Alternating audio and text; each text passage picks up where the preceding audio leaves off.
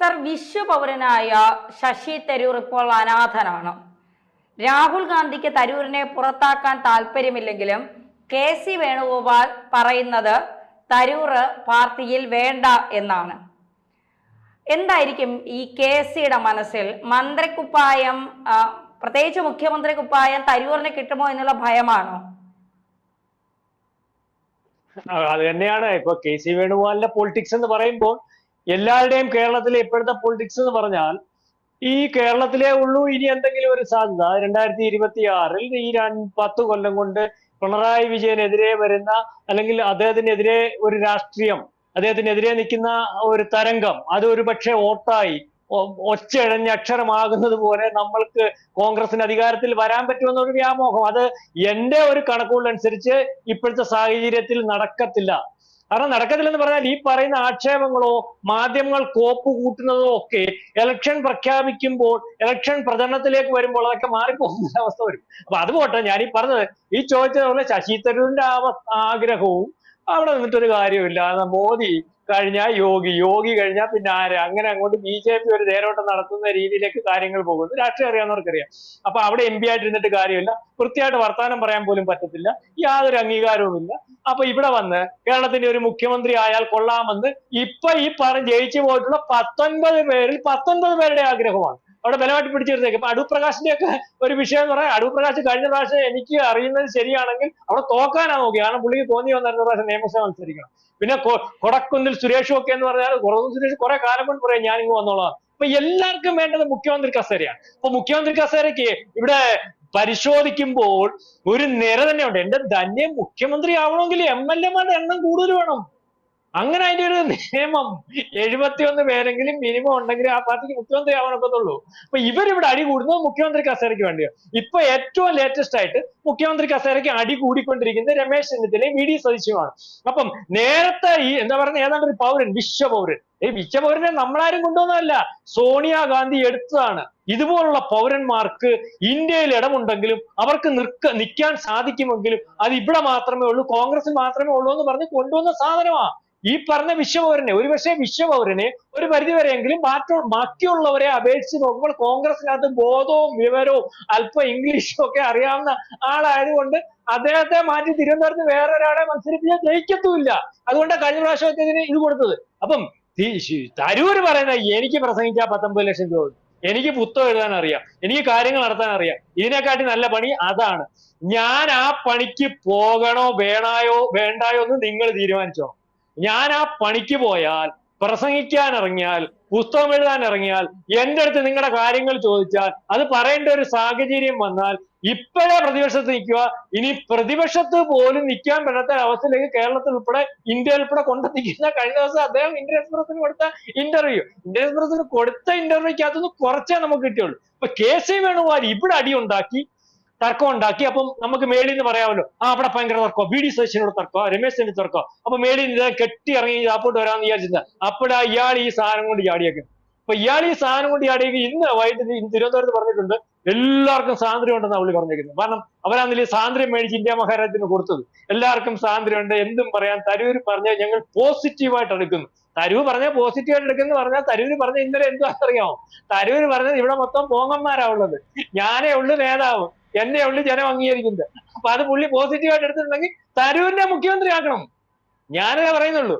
പുള്ളി പോസിറ്റീവായിട്ട് എടുത്തിട്ടുണ്ടെങ്കിൽ തരൂരിനെ മുഖ്യമന്ത്രി ആക്കണം, മുഖ്യമന്ത്രി സ്ഥാനാർത്ഥിയാക്കണം. KPCCയുടെ ഉത്തരവാദിത്തം വേണം അദ്ദേഹത്തിന് കൊടുക്കണം. വർക്കിംഗ് പ്രസിഡന്റായിട്ട് അദ്ദേഹം പറയുന്ന കാര്യങ്ങൾ അനുസരിച്ച് ഈ പറയുന്ന കെ.സി. വേണുഗോപാൽ ഉൾപ്പെടെ ഉള്ളവർ നിൽക്കണം. അപ്പൊ ഞാനീ പറഞ്ഞത് ഈ രാഷ്ട്രീയം എന്ന് പറഞ്ഞാൽ, അല്ലെങ്കിൽ ഇവിടെ കിടന്ന് കൈയും കാലും അടിക്കുന്ന കാര്യമല്ല. ഇവിടെ ഇപ്പൊ നിൽക്കുന്നത് മുസ്ലിം ലീഗിന്റെ കെയർ ഓഫിലാ. മുസ്ലിം ലീഗ് ഇരിക്കാൻ പറഞ്ഞാൽ ഇവന്മാർ കിടക്കും. ആ രീതിയിലൊക്കെ ഇന്ത്യ മൊത്തവും ഈ പറയുന്നത് പോലെ ഏതെങ്കിലും പ്രാദേശിക പാർട്ടിയുടെ കെയർ ഓഫിൽ 10 സീറ്റ് കിട്ടി, പുറയിൽ കൈയും കെട്ടി, രണ്ട് തലയും അങ്ങോട്ടും ഇങ്ങോട്ടും ആട്ടി, ഞാനില്ല കുണ്ടിയുണിക്ക് പക്ഷിയുടെ കൂട്ട് വലിയ ആളാണെന്ന് പറഞ്ഞ് നടക്കുന്ന രാഹുൽ ഗാന്ധിയെ കാണുമ്പോൾ ഓച്ചാനിച്ചിരിക്കേണ്ട ഗതികേടും, അല്ലെങ്കിൽ പ്രിയങ്ക ഗാന്ധിയെ കാണുമ്പോൾ ഓച്ചാനിച്ചിരിക്കേണ്ട ഗതികേടുമായിട്ട് കോൺഗ്രസ് മാറി.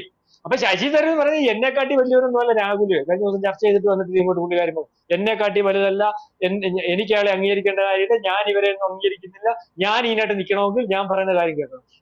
ഇന്നലെ പറഞ്ഞ എനിക്ക് ജനസമ്മതിയുണ്ട്, എനിക്ക് കോൺഗ്രസിന്റെ പുറത്തു നോട്ട് കിട്ടുന്നുണ്ട്, അപ്പൊ ഞാൻ തന്നെയാണ് നേതാവ്. അപ്പൊ ആ കാര്യങ്ങൾ അംഗീകരിച്ച് മുന്നോട്ട് പോയാൽ നമുക്ക് മുന്നോട്ട് പോകാം. അല്ലെങ്കിൽ വീണ്ടും മൂന്നാമത് പ്രതിപക്ഷത്ത് ഇരിക്കേണ്ടി വരും. അതാണ് ഇപ്പൊ KC വേണുഗോപാലിന്റെ ഭയം എന്ന് പറഞ്ഞാൽ എങ്ങനെയാണ് നൂലേ കൂടെ ഇറങ്ങി ഇവിടെ അവസാനം വരാമെന്ന് വിചാരിച്ചാൽ അതിന് സാധ്യത ഉണ്ടായിരുന്നു. ഇപ്പൊ ശശി തരൂർ വീണ്ടും പ്രശ്നം. അപ്പൊ ഞാനീ പറയുന്നത് അങ്ങനെ ചോദിച്ചതുപോലെ KC വേണുഗോപാൽ ആഗ്രഹിക്കുന്നത് പോലെ കാര്യങ്ങൾ നടക്കുന്ന ഒരവസ്ഥയിലേക്കല്ല കേരളത്തിലുള്ളത്. ഇപ്പൊ നമുക്ക് മനസ്സിലാവുന്നത് കേന്ദ്രത്തിലും അദ്ദേഹത്തിന് കാലിടറുന്നു. ഈ കേന്ദ്രത്തിൽ കോൺഗ്രസിനകത്ത് അല്ലെങ്കിൽ നെഹ്റു ഫാമിലിക്ക് അകത്ത് സോണിയാഗാന്ധിയുടെ വീട്ടിനകത്ത് രണ്ട് ഗ്രൂപ്പുണ്ട്, നേരത്തെ ഉണ്ട്. ഒന്ന് മകളുടെ ഗ്രൂപ്പും അതായത് സോണിയയുടെ ഗ്രൂപ്പും രാഹുൽ ഗാന്ധിയുടെ ഗ്രൂപ്പും. ഈ രാഹുൽ ഗാന്ധിയുടെ ഗ്രൂപ്പിന്റെ ഭാഗമായി നിൽക്കുന്ന ആളാണ് KC വേണുഗോപാൽ. ഈ KC വേണുഗോപാലിന്റെ അടുത്ത് സോണിയാഗാന്ധിക്കും അല്ലെങ്കിൽ പ്രിയങ്ക ഗാന്ധിക്കും ഒക്കെ വളരെയധികം അതിർത്തി ഉണ്ടെന്ന്, അല്ലെങ്കിൽ വടക്കേന്ത്യ നേതാക്കന്മാർക്ക് അതിർത്തിയുണ്ട്. ഇയാളുടെ കൂടെ കൂടിയത് കൊണ്ടാണ് ഇതുപോലെ ഇത്രയും കുഴപ്പം ഈ കോൺഗ്രസിന് വരാൻ സാധ്യത എന്നുള്ള രീതിയിൽ അവർ വ്യാഖ്യാനിക്കുന്നുണ്ട്. അപ്പം ഇദ്ദേഹത്തെ അവിടെ നിന്നും അല്ലെങ്കിൽ സംഘടനാ സെക്രട്ടറി സ്ഥാനത്തു നിന്നും മാറ്റി ഒരുപക്ഷെ പൈലറ്റിനെയോ അല്ലെങ്കിൽ പിങ്കി മോളെയോ ഒക്കെ നിയമിച്ചാൽ കൊള്ളാമെന്നുള്ള താല്പര്യമുണ്ട്. അതിനുവേണ്ടി തന്നെയാണ് ഖാർഗെ കഴിഞ്ഞ ദിവസം പിങ്കി മോളെ വിളിച്ച് 2 മണിക്കൂർ സംസാരിച്ചിട്ടുണ്ട്. അവർ വിചാരിക്കുന്നത് ഈ സ്ഥാനത്തെ കൊണ്ടുവന്ന് അടുത്ത പ്രാവശ്യം നിർത്തിയാൽ ബംഗാൾ തെരഞ്ഞെടുപ്പ്, കേരള തെരഞ്ഞെടുപ്പ്, തമിഴ്നാട് തെരഞ്ഞെടുപ്പ് എല്ലാം നേരത്തെ UP യിൽ പരീക്ഷിച്ച് നോക്കിയാ. UP യില് ഈ പറയുന്ന പോലെ 6% വോട്ടായിരുന്നു. പിങ്കിമോള് നേതൃത്വം കൊടുത്ത അത് 6 വന്ന് 3 വന്നു. അപ്പൊ ഇവരുടെ വിചാരം ഈ ഇന്ദിരാഗാന്ധിയുടെ മൂക്കും നോട്ടവും തലമുടിയും ആക്ഷനും അതൊക്കെ വർക്കൗട്ട് ആവുന്നത് എന്റെ പൊന്ന് തന്നെ പ്രബുദ്ധമായ കേരളത്തിലേ നടക്കത്തുള്ളൂ. ഇവരുടെ പുറകെ നിന്നിട്ട് അവരെ കാണുമ്പോൾ 2 കൈ എടുത്ത് തലയെ വെക്കാനും അയ്യോ ഇതാരാന്ന് കാണിക്കാനും എന്നുള്ള രീതിയിലൊക്കെ വോട്ട് ചെയ്യാൻ നമ്മൾ വിവരദോഷികളൊന്നും ഇരിക്കുന്ന വടക്കേന്ത്യക്കാരൊന്നും ഇല്ല. വടക്കേന്ത്യക്കാർക്കോ കാര്യങ്ങൾ മനസ്സിലായി. ഇത് കൊള്ള സംഘമാണെന്ന് മനസ്സിലായി. 60 കൊല്ലം ഭരിച്ചത് ഇന്ത്യക്ക് വേണ്ടിയല്ലെന്ന് മനസ്സിലായി. ഇവരുടെ വീടിന് വേണ്ടിയെന്ന് മനസ്സിലായി. ഭിത്തിയിൽ ഒരു ഗാന്ധി, ലോകസഭയിലും നിയമസഭയിലും അല്ലെങ്കിൽ നമ്മുടെ പാർലമെന്റിൽ 3 ഗാന്ധി എന്നുള്ള അവസ്ഥയിലേക്ക് വന്നു. അത് 5, 6, 7 കൊണ്ടുപോകുന്നതിന് വേണ്ടിയാണ്. അത് ഇന്ത്യ മഹാരാജ്യത്തിന്റെ രക്ഷയ്ക്ക് വേണ്ടിയല്ല. ഗാന്ധിജിയുടെ പേര് പോലും സ്വന്തം താല്പര്യത്തിന് വേണ്ടി ഏറ്റെടുത്ത് വിറ്റുകൊണ്ടിരിക്കുന്ന ആൾക്കാരാണ് ഇന്ന് വടക്കേ ഇന്ത്യയിൽ വളരെ കൃത്യമായിട്ട് അത് ബോധവൽക്കരിക്കുന്നതിന് വേണ്ടിയുള്ള രാഷ്ട്രീയ പാർട്ടിയാണ് ഇന്ത്യ ഭരിക്കുന്നേ. BJP ഇതെല്ലാം കൊണ്ടുവന്നിട്ടു. ഈ പാപം ഞാനീ പറയുന്ന ഈ രാഹുൽ ഗാന്ധി എന്ന് പറയുന്ന ആളിനെ ആരോ പൊട്ടനാക്കുന്നുണ്ട്. പണ്ട് ഒരു കേട്ടോ നമ്മുടെ ഒരു രാജാവല്ലേ, ഞാൻ പലവട്ടം പറഞ്ഞിട്ടുള്ളതാ. ഒരു രാജാവ് പൊട്ടനാ. അപ്പൊ രാജാവിനെ പൊട്ടനാണെന്ന് നമുക്ക് പൊട്ടനൊന്നും പിടിക്കാൻ നോക്കത്തില്ല. രാജാവ് പറയുന്നില്ല ശരി മന്ത്രിമാർ. അപ്പൊ എന്നാലും ഇവരുടെ ഇടയ്ക്കിടയ്ക്ക് ഈ രാജാവിനെ കളിയാക്കാറുണ്ട്. എന്ന് വെച്ചാൽ ഇവരെ വെച്ച് ആസ്വദിക്കാറുണ്ട്. ഇയാളെ പൊട്ടത്തരം കാണുമ്പോൾ. ഇപ്പം തന്നെയായാലും ഒരുത്തനടുത്തിരുന്ന് പൊട്ടത്തരം കാണിച്ചാൽ പരസ്യമായിട്ട് ചിരിക്കാൻ പറ്റത്തില്ലെങ്കിലും രഹസ്യമായിട്ട് മനസ്സിലെങ്കിലും ചിരിക്കുമല്ലോ. അപ്പൊ ഈ രാജാവിനെ ഒരു പക്ഷേ കുമാരൻ അവിടെ തീർത്തും അങ്ങ് പൊട്ടനാക്കാൻ തീരുമാനിച്ചേ. ഇയാളത്ത് പറഞ്ഞു വളരെ വില കൂടിയ ഒരു വലിയ കൗതുകം ആരും ഉറ്റുനോക്കുന്ന ഒരു വലിയ ഉടുപ്പ് തയ്പ്പിച്ചിട്ടുണ്ട്, അല്ലെങ്കിൽ രാജാവ് ഇടുന്ന ഉടുപ്പ് അദ്ദേഹം ഇടണമെന്ന് പറഞ്ഞിട്ട് ഇയാള് മാന്യമായിട്ട് വസ്ത്രം ധരിച്ചുകൊണ്ട് ഇതെല്ലാം ഊരി അങ്ങ് മാറ്റി.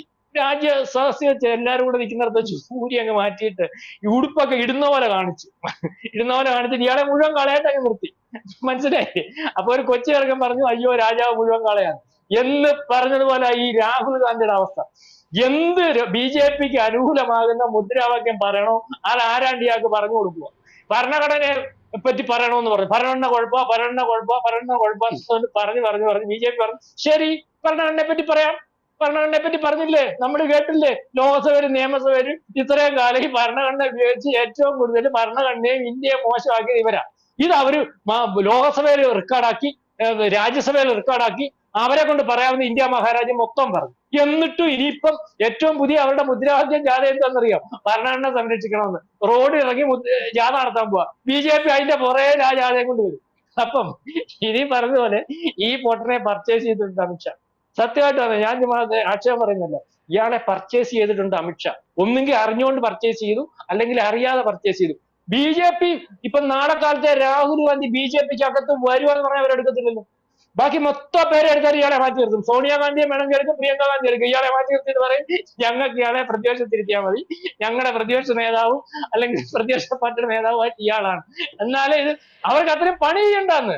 കാരണം പുള്ളിയെ പണി ചെയ്തോളൂല്ലോ. അപ്പൊ ആ രീതിയിലൊക്കെ കാര്യങ്ങൾ. അയാളുടെ ഉപദേശകനാ ഈ പറയുന്ന KC വേണുഗോപാൽ. ഇപ്പൊ തരൂര് കളിച്ച കളി എന്ന് പറഞ്ഞാൽ ഞാൻ ഈ പ്രാവശ്യത്തോടു കൂടി കളി നിർത്തുവാന്ന് പറഞ്ഞു. അപ്പൊ കളി നിർത്തുന്നതിന് മുമ്പ് ഈ പറയുന്ന പോലെ എന്തെങ്കിലും പുള്ളിക്ക് പല ആഗ്രഹങ്ങളുണ്ടായിരുന്നു. ഒന്ന് KPC പ്രസിഡന്റ് ആവണമെന്ന് ആഗ്രഹം ഉണ്ടായിരുന്നു.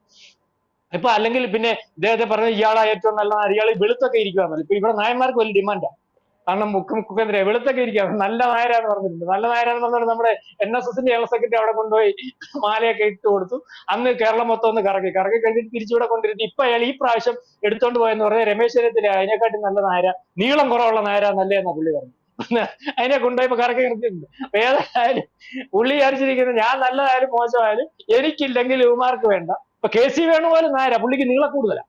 അപ്പൊ പല ഐറ്റമാണ് ഇവിടെ. ഇപ്പം നമ്മുടെ കേരളത്തിലെ നായരാവാൻ നിൽക്കുന്ന മുഖ്യമന്ത്രിമാരെ കോൺഗ്രസിൽ നിന്നുള്ളത് നീളമുള്ളത്, നീളമില്ലാത്ത, തലമുടി ഹിപ്പി ടൈപ്പ് പല ഐറ്റം ഉണ്ട്. അപ്പം ആര് നിൽക്കുക, ഏതായാലും ഇവരാരും ആകുമെന്ന് എനിക്ക് തോന്നുന്നില്ല.